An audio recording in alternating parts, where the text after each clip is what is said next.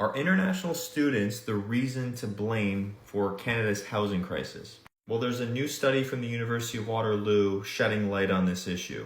And what I'm going to do is I'm going to break it down and then I'm going to give you my personal thoughts. The study says that international students are among the most vulnerable in finding affordable housing. It says they face similar challenges as low-income families and newcomers, such as falling to scams and discrimination. It also says there's a lack of initiatives to build more student housing and that provincial funding hasn't kept up pace with the growing demand. And the study kind of talks about a couple of examples, like a family from the Bahamas that had to live in an Airbnb for 8 months due to lack of housing, and another family from Bangladesh who was scammed into renting an already occupied place, forcing them to live in a basement for their stay.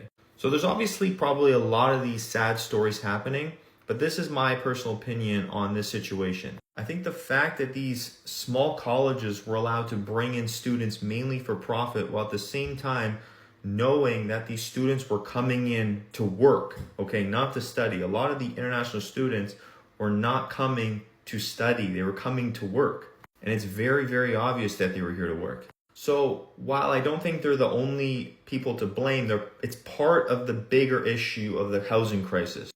It's one of many, right? Obviously, there's so many factors involved with the housing crisis. But I think the fact that this has happened for so long now, it's really sad to see it. I think the fact that the government has let this happen is disgusting, right? It's sad. So obviously, just international students coming to work is not the main reason for the housing crisis. Maybe it's part of it, and definitely I think is part of it, but it's not the whole reason. They're not the only people to blame here, okay?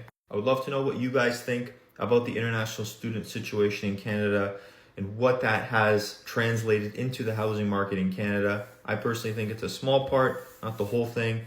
Love to know what you guys think in the comments.